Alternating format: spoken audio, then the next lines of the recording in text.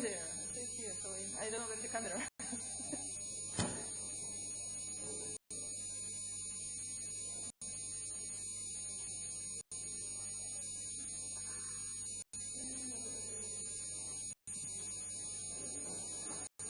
Okay, so welcome to this seminar, which is a several show seminar, and we have a several show visitor, Klaus Galsgaard, who has been a long time collaborator of this place, of the IT, so he has been coming here regularly, and we know him, of course, very well.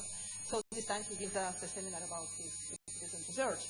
So for those of you who don't know Klaus, his field of research has been all the time magnetohydrodynamics and numerical solar physics. So he has been doing simulation of very complex events on solar atmosphere in 3 dimensions, essentially, right? So closure events and things like that. And he did his PhD in 1995 in Copenhagen, right? So after that, he had been on several postdoctoral positions and had different awards in St. Andrews. And then he came back to the Copenhagen. He now has a lecturer position, so he is lecturer and researcher, and he keeps his research in solar physics, and we have him here for 2 weeks, right? This time, or? No, a full month.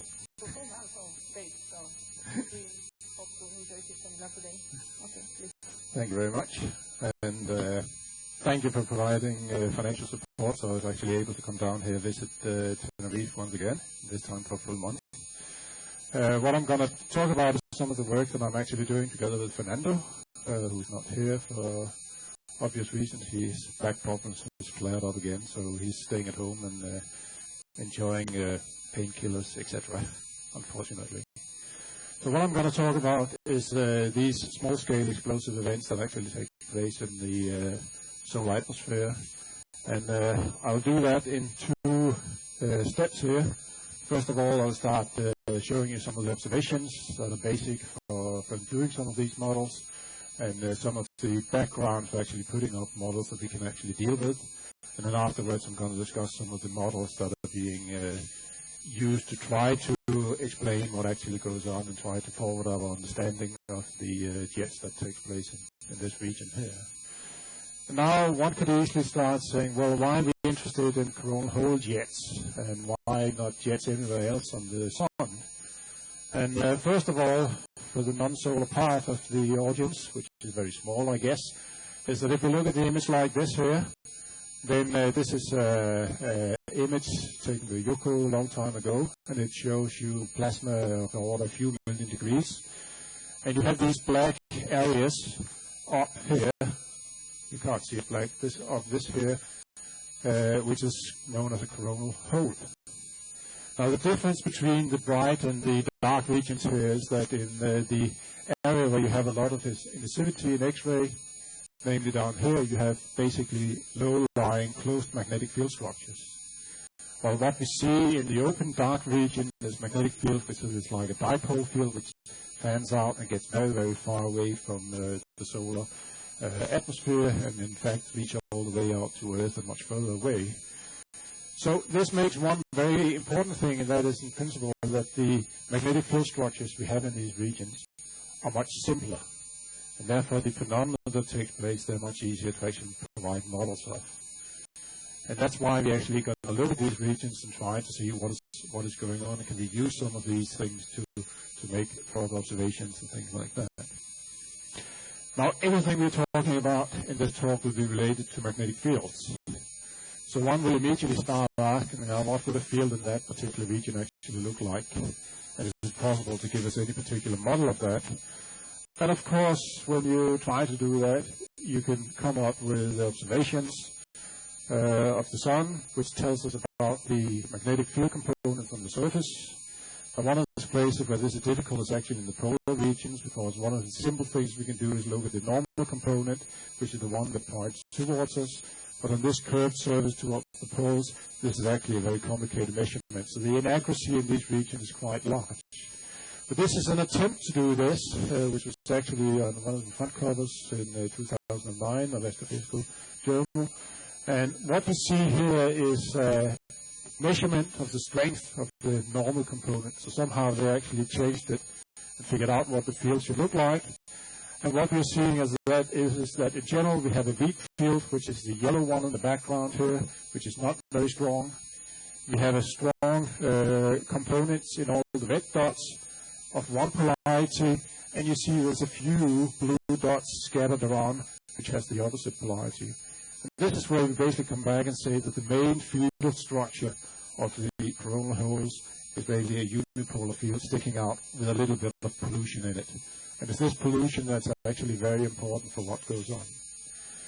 Now, because we have a uniform field, we can also see that the structure of the field is basically just pointing outward with some canopy-type structure hidden underneath it. So if you look at this here, you clearly see you have a strong spot here, and then the field spreading out in all directions, covering the whole volume.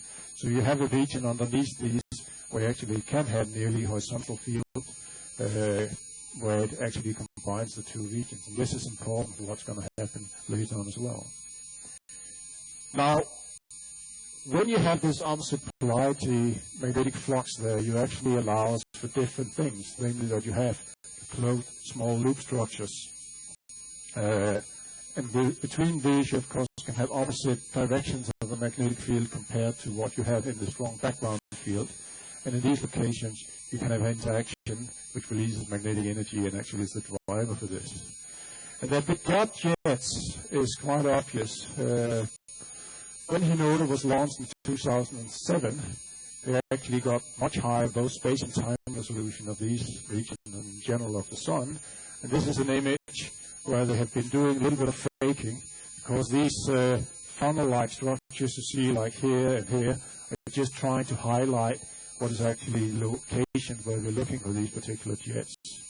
So now this is a still image, and I'm going to show you a movie now. I hope it's okay. Typically it's very dark, as you can see this here.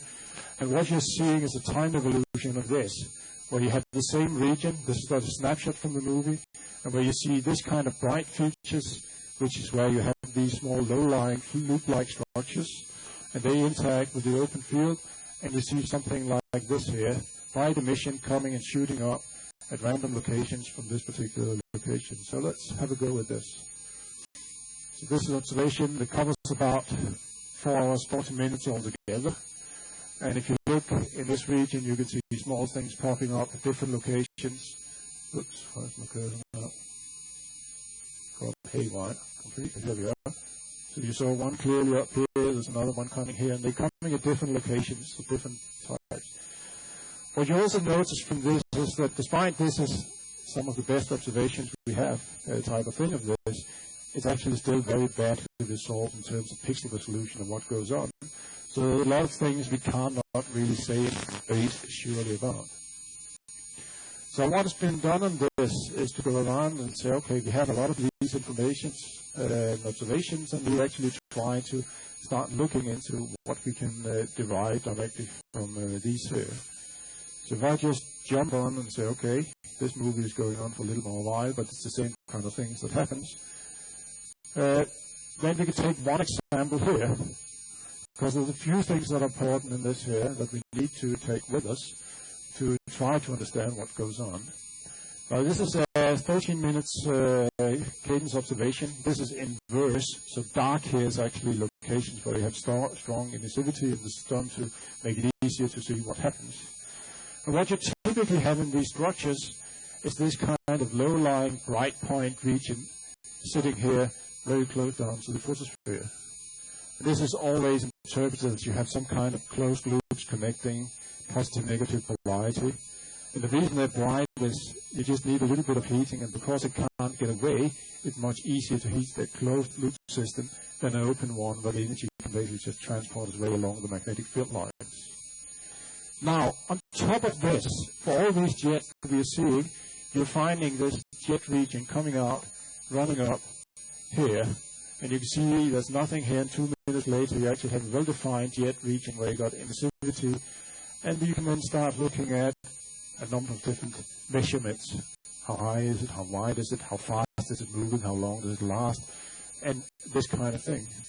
Now there's one thing that I'll just briefly come into later. Now one thing you can notice on these images here is that, for instance, that if you look at where this jet is having its foot point, then it's basically moving from somewhere in the middle of this here, and as you go towards the end of it, is actually somewhere here. So there's a transport motion of this here. So that's also something you can actually measure. And this is all things that the people started doing after 2007 when we got these new measurements. And of course, these are important for models because they give us constraints on what you can actually do with these things. So very briefly, basically two papers on this, the two mentioned at the right. And what we find is, what they find is that in these regions you find on the order of 60 jets a day. So relatively frequent, there's a lot, so you don't need a long observation to actually see what happens. You can divide them into a number of different classes depending on the morphological expression that you see from them. And most of them, these 60 to 70%, is typically put into being what's known as Eiffel Tower. And this is a cartoon which looks like what it basically is. You have this loop light system down here, and you have the region with the magnetic field stretching out where the jet is actually running out. And therefore, very naturally, we like to have names on things that's associated with something we know, and the Eiffel Tower has a similar type of structure. So this is a nice, neat way of them. The rest of these typically are much more complicated. I'll show you a few examples later on where you have more internal structure in the whole phenomenon, and we need to take each of these into specific account to actually make models for these. Now, what is easily obtained is lifetimes. You have a mean time of about 10 minutes. One of the things that's difficult to measure is the velocity.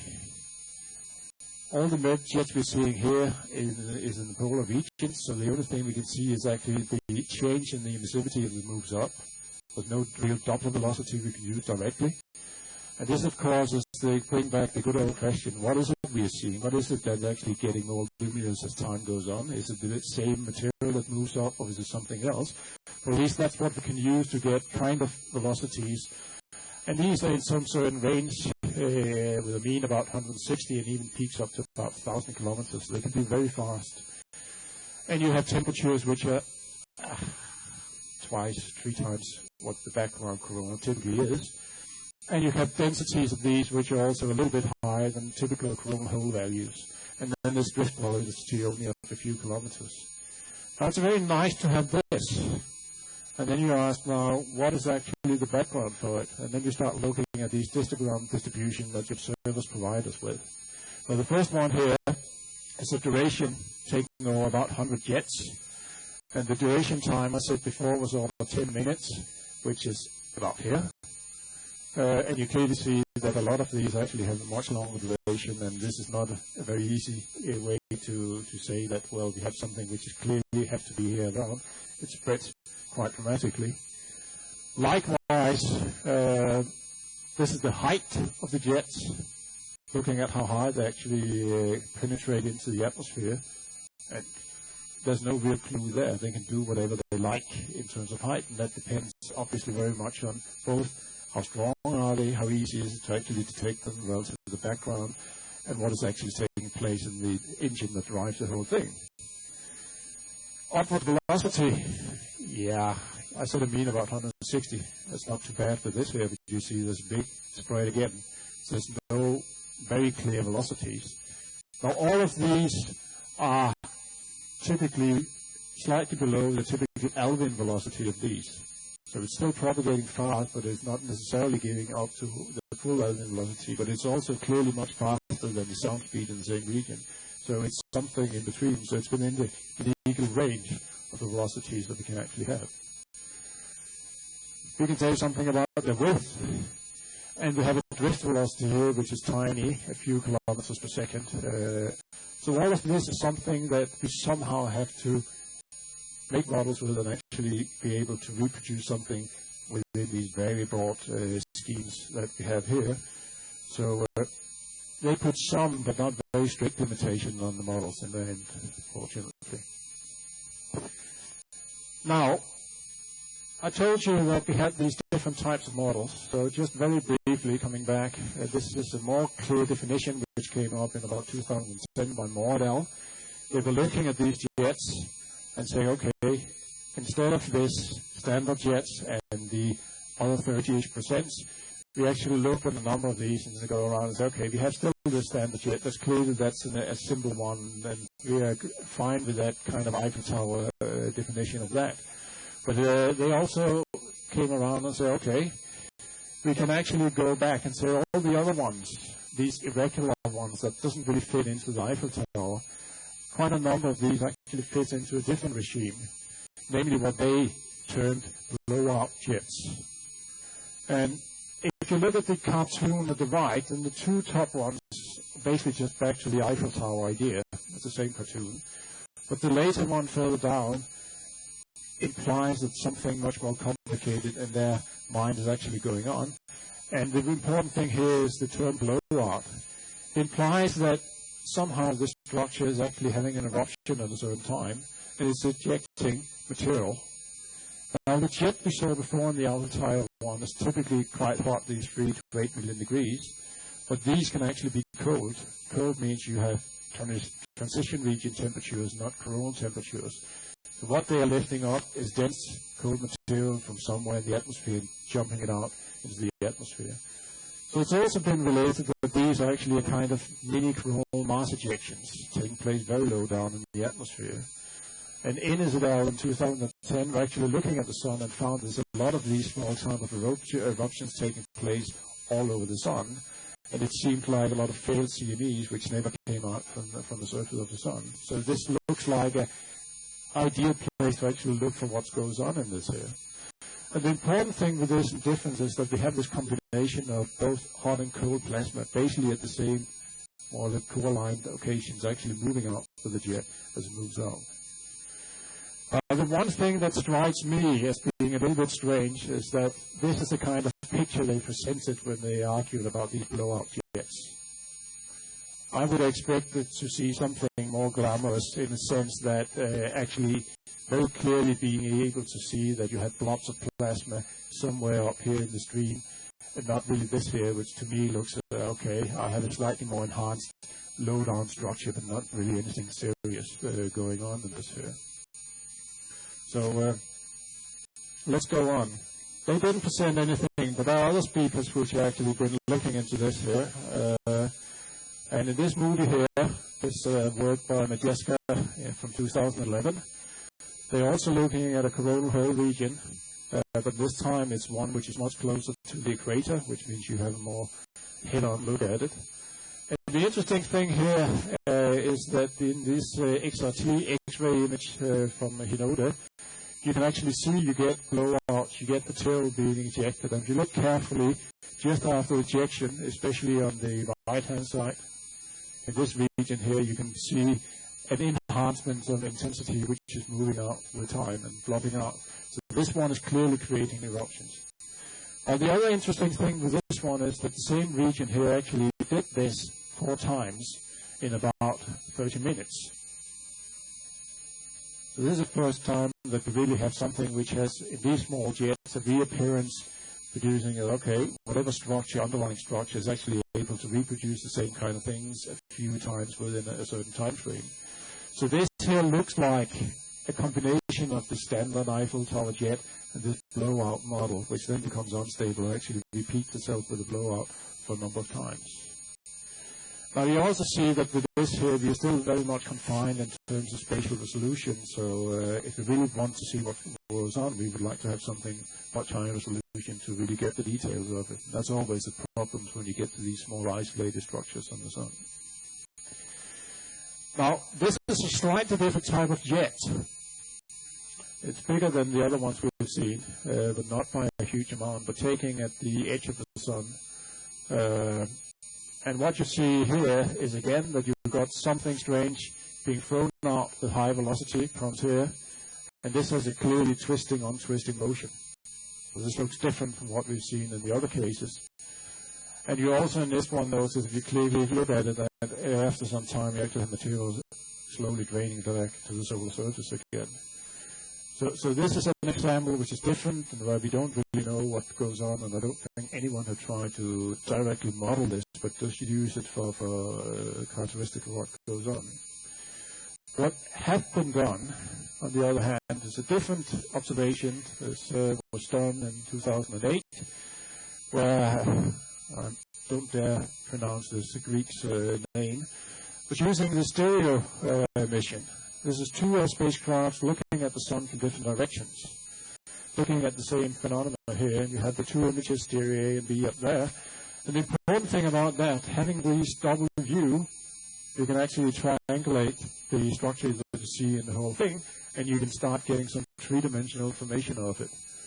So this is just a few different time images of the same thing, and from this they deduced some kind of three-dimensional path of what was actually going on, and seeing this kind of unwinding structure as it moves up in this jet phenomena here. So this is a different type of model, or a different type of jet that we somehow also have to account for and be able to model to understand what goes on here. So the big question, of course, is now, how do we actually attack these different models? How do we actually get information out from this here and try to understand the physics behind the whole process? Because seeing the pictures are not really giving us a physical understanding, but it gives us an idea to see what we can actually do. And for this, we have, or people in general in the solar community, have taken out a number of different approaches. And the first one is, of course, taken from, in principle, the observers making cartoons and saying, this is the kind of ideas we have about this here. That's some of those that I've already shown you. And then you have the more theoretical based one, where a lot of this is initially based on 2D models, which actually goes way back compared to the observations from Inoda. I'll show you a bit of that. And then more recently, you have a whole series of different 3D models which are trying to attack these problems, where I will go through some of them and actually spend most time on the actual project that Fernando and I have been working on over the last couple of years. So if we start with the 2D models, then this goes back to the middle of the 90s, where Yokoyama and Shibata was working on this. So this is actually Yokoyama's PhD work from that time, where they took up an example where you had a slanted magnetic field, like you see in the picture to the right, and then had a horizontal field underneath that. Made this field unstable and got it to emerge up through the atmosphere.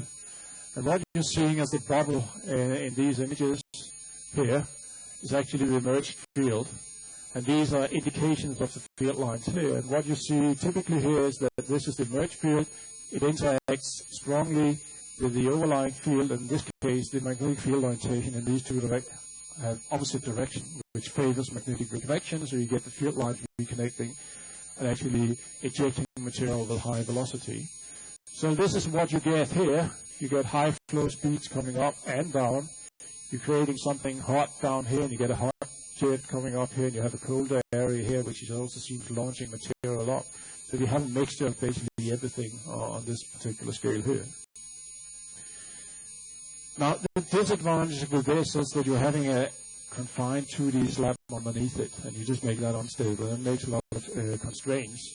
So in more recent papers from 2008 and 2009, you have some investigations where you get to the 2D slab magnetic field, put a flux tube model down below the photosphere, and actually let it rise up through the model.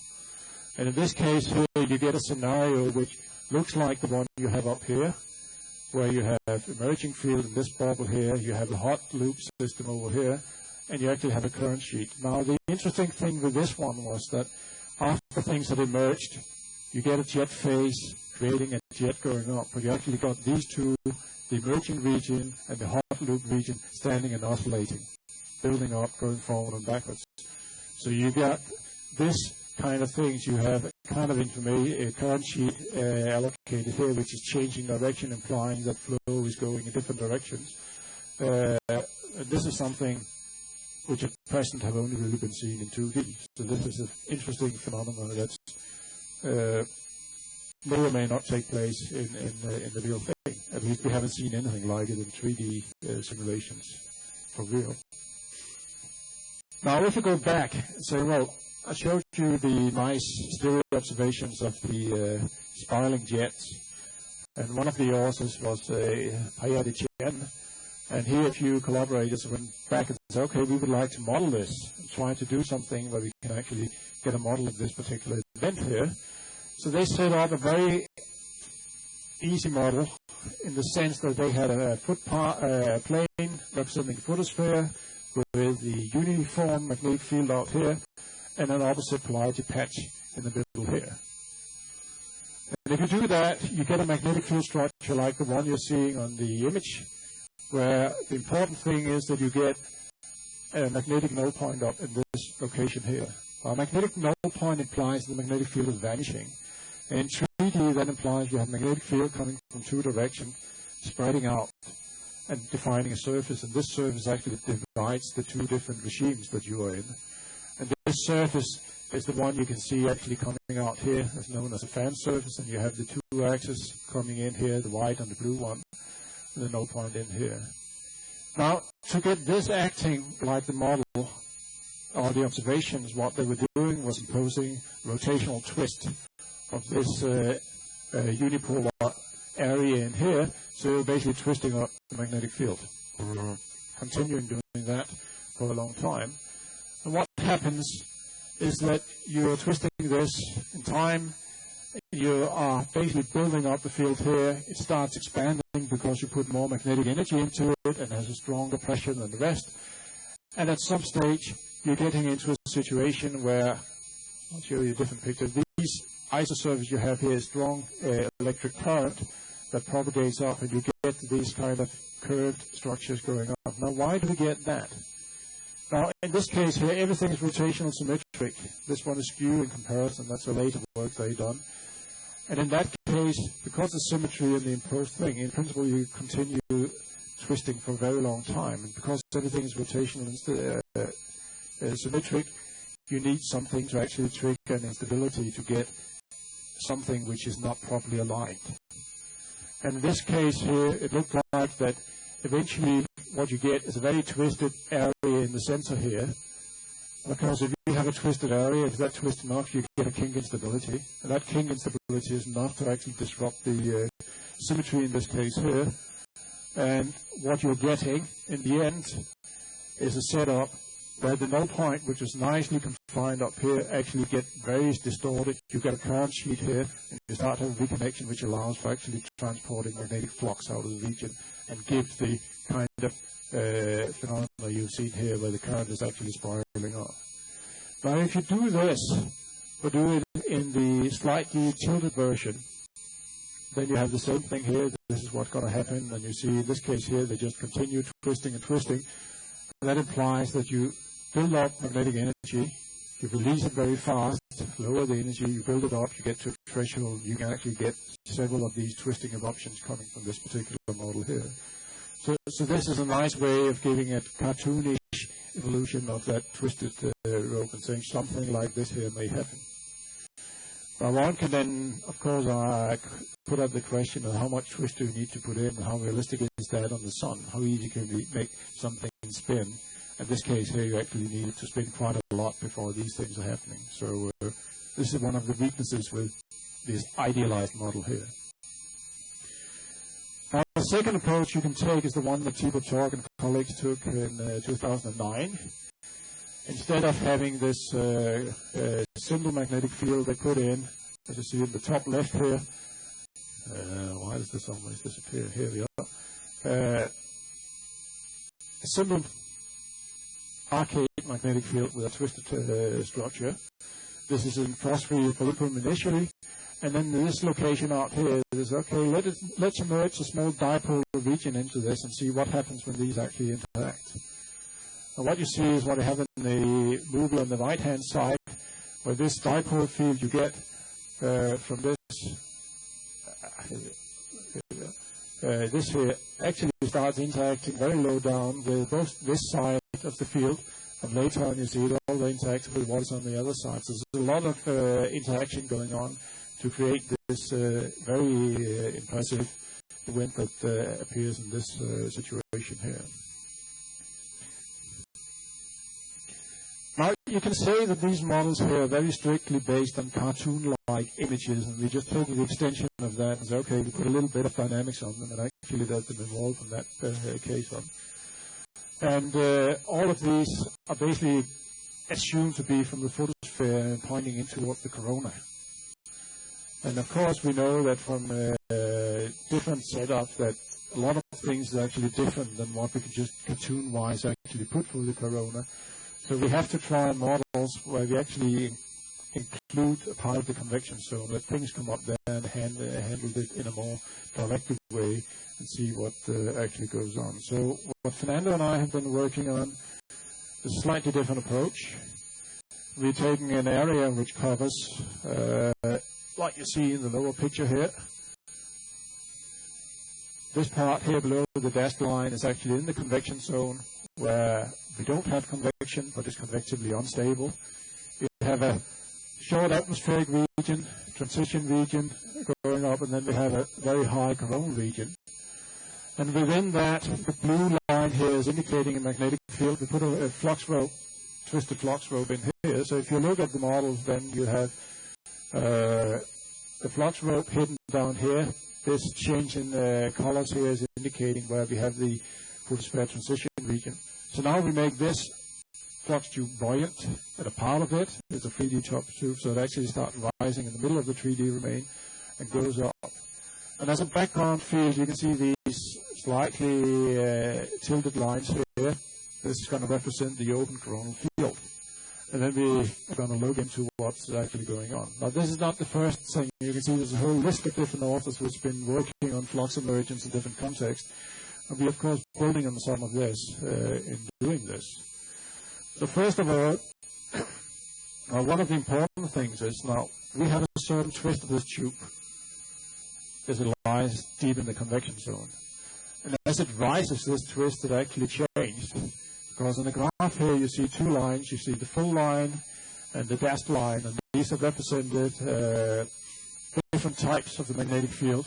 The full line is the actual field strength. And the dashed line is one of the components which is responsible for going up and down. And what you see here is that in the beginning, the actual field is this much stronger than the one which is rotational around the field, but this ratio is actually changing as you go up towards the photosphere, where the photosphere is here at 0, and you see up here you actually have a component of the rotational part which is much stronger than the actual. And that implies that instead of having field lines which are running like this here, you have some which are actually getting much more cross and being wound up as you go up. And this has some implication for what goes on. Now the other thing, of course, is now you're coming,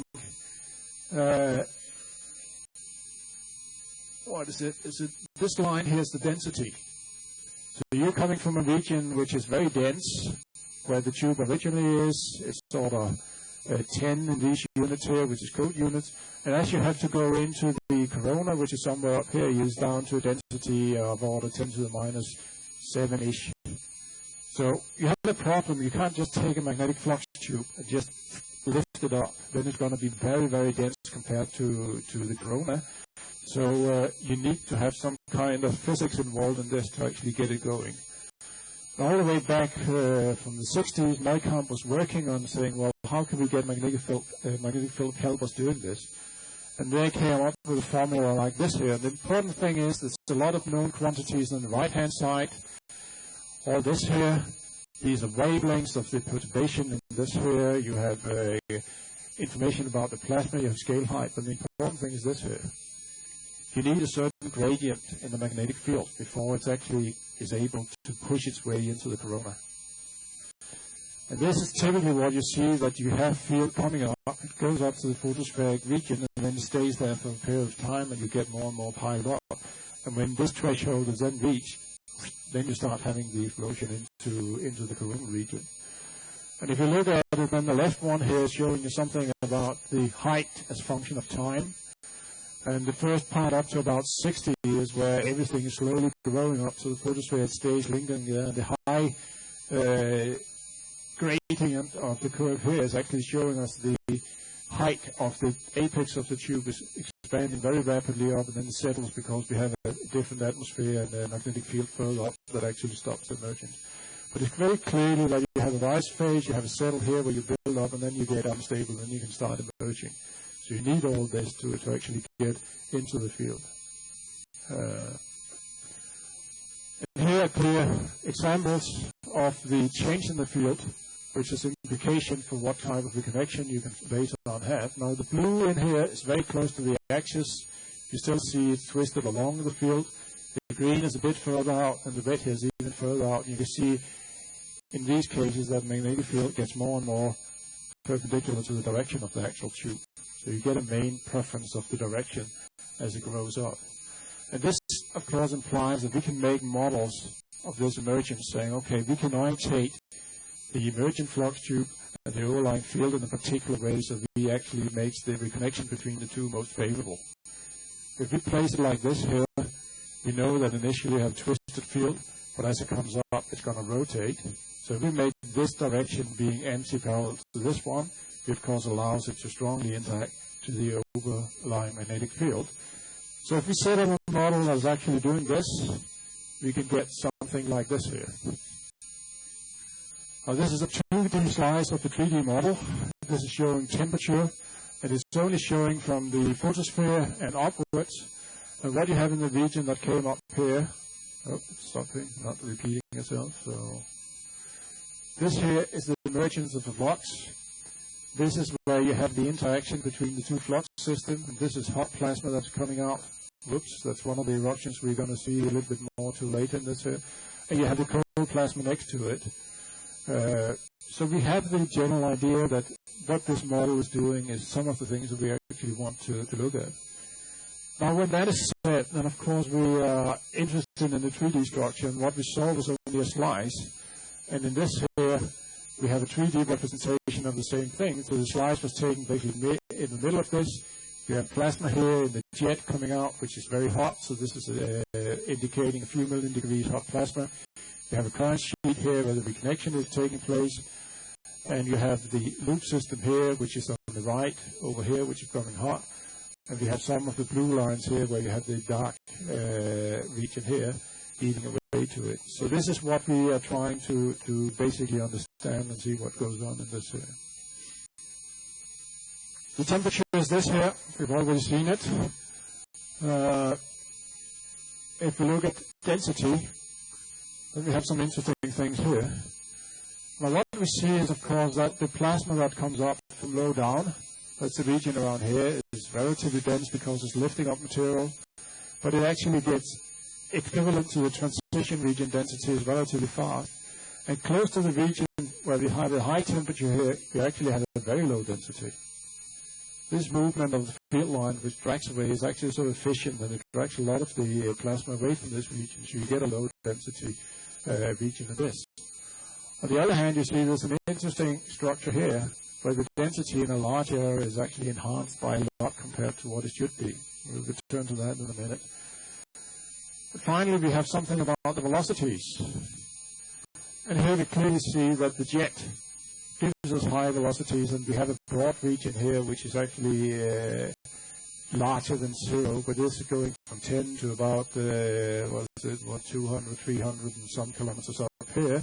So we have very high velocities down here, and we have kilometers speed here in the order of 100 and a few kilometers. So it's within the range of what we do. Now these are 2D images. So what happens if we instead go up and say, okay, I'm now taking this 2D plane at this particular height and start looking at what happens here.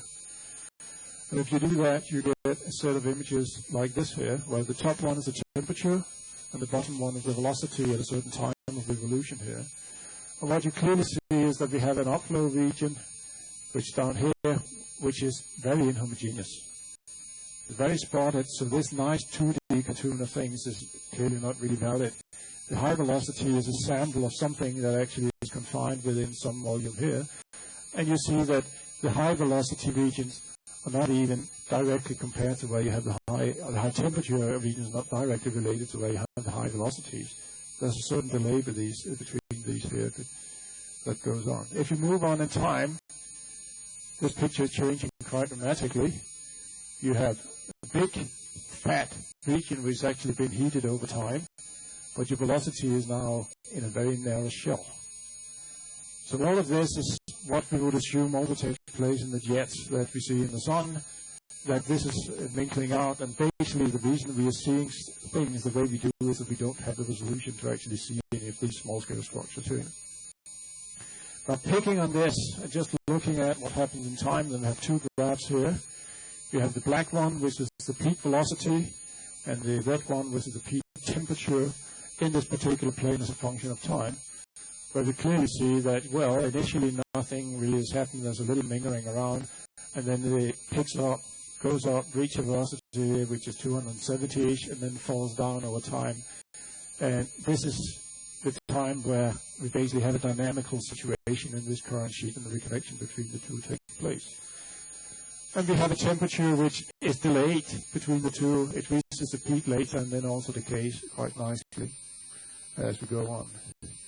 Now, one of the things that's been said about these is that we have these cold jets at the same time. And if we look at the slides, this is further down than what we saw before. Then we have a density map at the left, showing us that this is the emergence region where the magnetic flux are coming up. We have a current sheet lying roughly about this location. This is the opposite side where we have very high density. And if we do that in 3D, then we see the green here is the emergent field region. We have the new loop system that created by the connection. And we have this region here with very high dense density, like a ring all around this particular region here. So one of the things that's a little tricky is how do we actually get this, and does this actually constitute a low-speed, high-density jet? So to look at that, you can go around and say, okay, you can put a lot of tracer particles into this and actually figure out where they go. So we color code them like this here, for instance. This is density, so you see we cover from somewhere in the transition region up into the corona, where the tube is actually interacting. And with time, you get pictures like this here, where they go row by row from top down, and you see how the particles with the whatever density they had initially moved around. So some of them at the top, the not very dense ones, actually moved up, thrown up with the jets, but quite a lot of them end up in this particular region where we have the high density ones. So the only explanation we can have is, again, that as you reconnect the field lines, of course, a lot of this material is being moved along with the field lines into this dense region. So it's not really a jet. It's more an effect that initially you have high density, you reconnect the field line, but it's still attached further down and it moves away. It gives you a lot of information. Now, to try to understand some of this, you can go in and look at the what's the other thing? This is a 3D picture of what actually happens in the current sheet that we have. And this is where things become extremely complicated. It looks nice here. The region we're looking at has to zoom in at this here. And initially you would think two opposite directions, just giving us a nice laminar structure. But in fact, as you blow into it much closer, you have a lot of plasmide formation. You have magnetic null points there. Very complicated structure, and therefore it's not straightforward to say, okay, this is going to reconnect, it's going to do something simple. It's much more complicated than this. So we have some process that's very tricky to deal with. Now in this case here, this jet here was nice. It produced this steady state things which represent the Eiffel Tower thing. But what was interesting was to actually go on and see, do we get any of this oscillation type thing as we saw in the 2D oscillation? That was the reason for actually continuing. And what we ended up with was more a set of 5 eruptions. And I'm not going to go deeply into them, but just show you a few things here. And this top one is the same one as we saw before, with velocity and temperature. Now we just extended it from 60 and onwards. And in this region here, you see there's a lot of action taking place. If you look at this, you actually find that this is kinetic energy in a certain region. We try to measure that you get at least 5 different eruptions, which you can go up and find these here as well. And they are located in different locations. Now, this is a magnetogram of this particular region, of the emerged field. So the first one takes place in this region. Then you get an oscillation between going at this location over here, back again, and back again. Altogether, we find 5 within the time domain that we've been running at. So let's just quickly look at them. I'm not going to go into very deep details because of... Okay. Hit man, never tail. Hit right.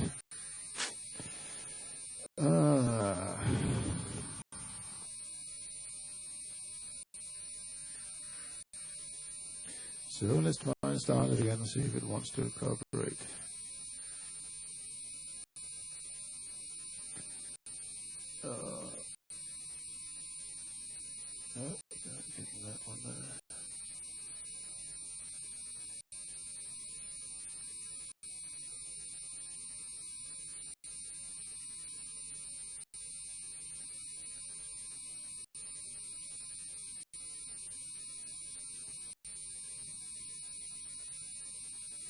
So this is the peak configuration we actually find in this region. You can see the magnetogram at the bottom and two sets of field lines, the green and the red ones.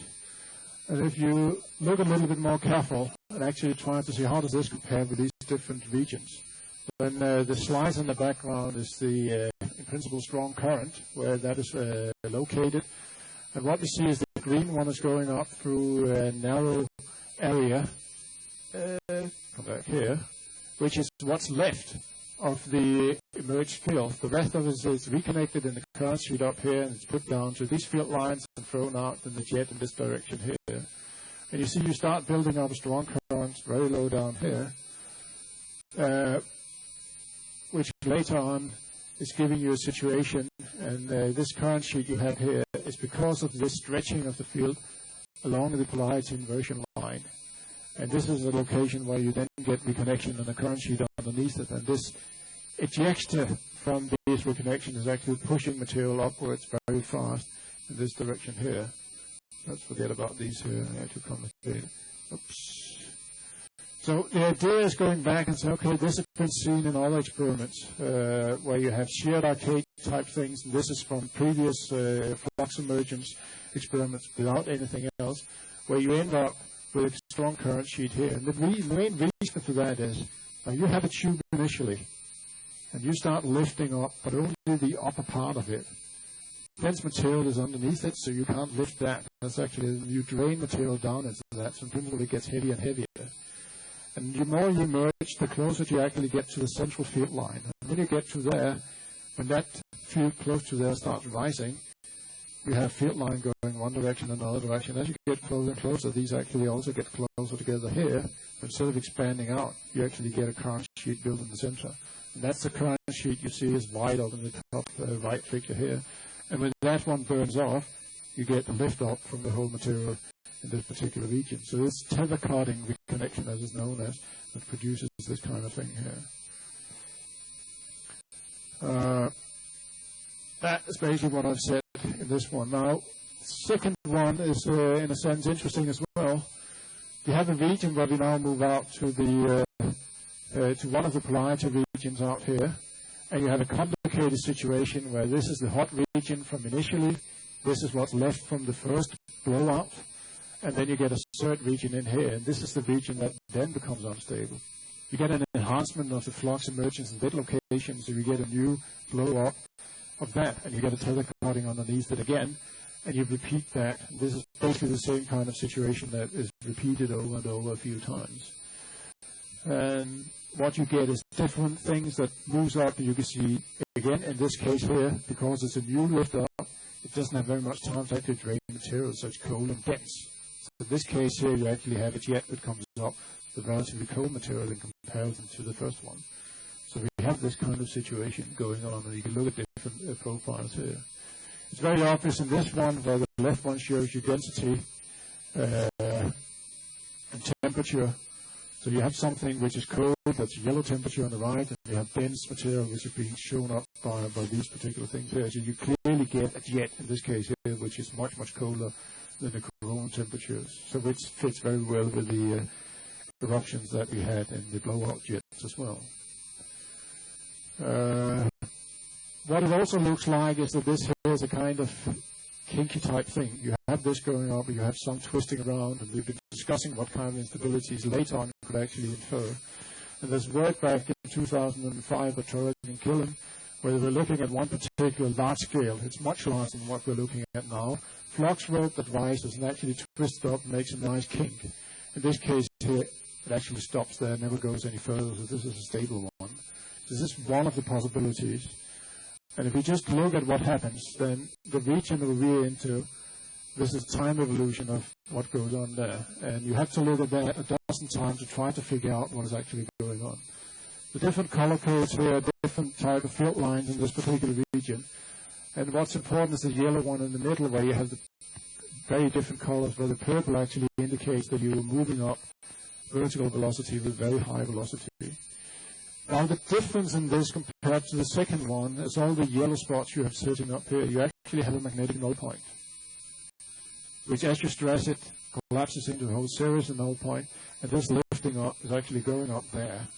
So what could have been a CME going out is actually being stopped because it hits the ceiling above it, and it goes through this null point and actually reconnects the field lines and completely redistribute whatever twist and things you had in this particular region. So this is also confined in the sense that this is not going anywhere. It's going up to a certain height, and then you distribute whatever energy and flux you have to all the ambient field in this particular region here. This is what we said here. So null point reconnection is important for it.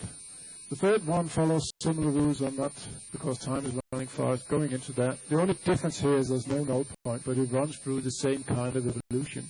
This time is that the canopy field that basically makes it vanish in the end and go out.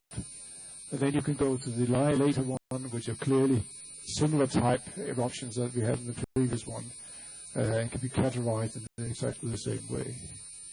So if we follow up on this and basically just go to the end and start summarizing this, then go back and talk about the models at first. I have one before that. I have the observations first. This has clearly been the motivation for doing this kind of modeling here, and the increase that we saw in the mid-2007 and onwards has clearly pushed this field into interest again. Without that, we knew about the jets, but we couldn't resolve, and now we got enough so we can start getting a gist about what's actually going on there.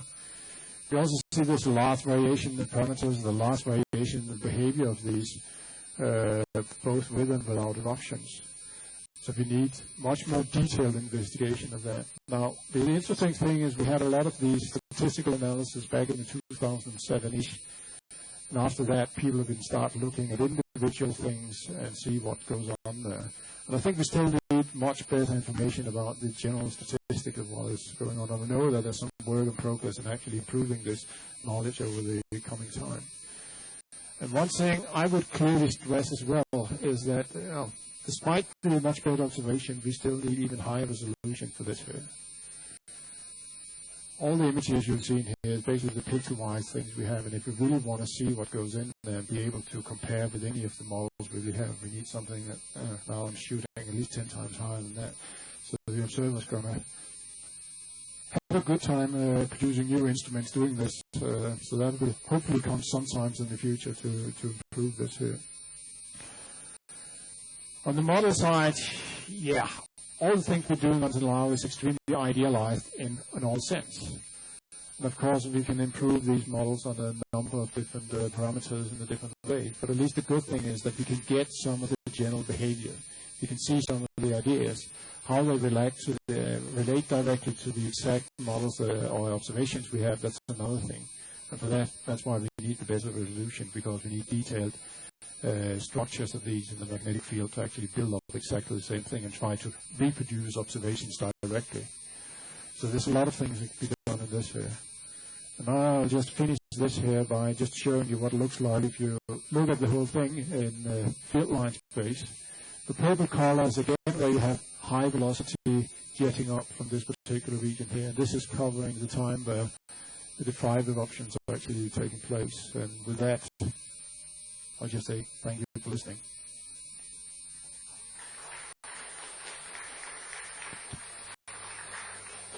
So thank you, Klaus, for this talk.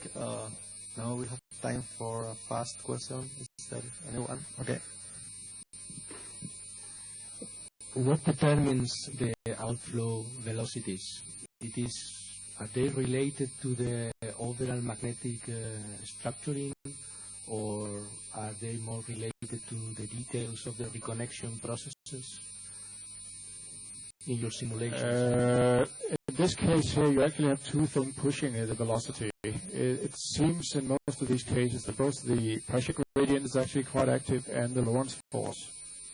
And of course, the Lorentz force depends very much on what the magnetic field looks like, while the pressure gradient depends on how much you actually heat the local situation, typically from Joule dissipation. So in that sense, all things are cooking together. So if I confine my things even more, higher resolution than this, I would locally get higher velocities until a certain limit, I would imagine. So yes, it has some impact on what you're doing here.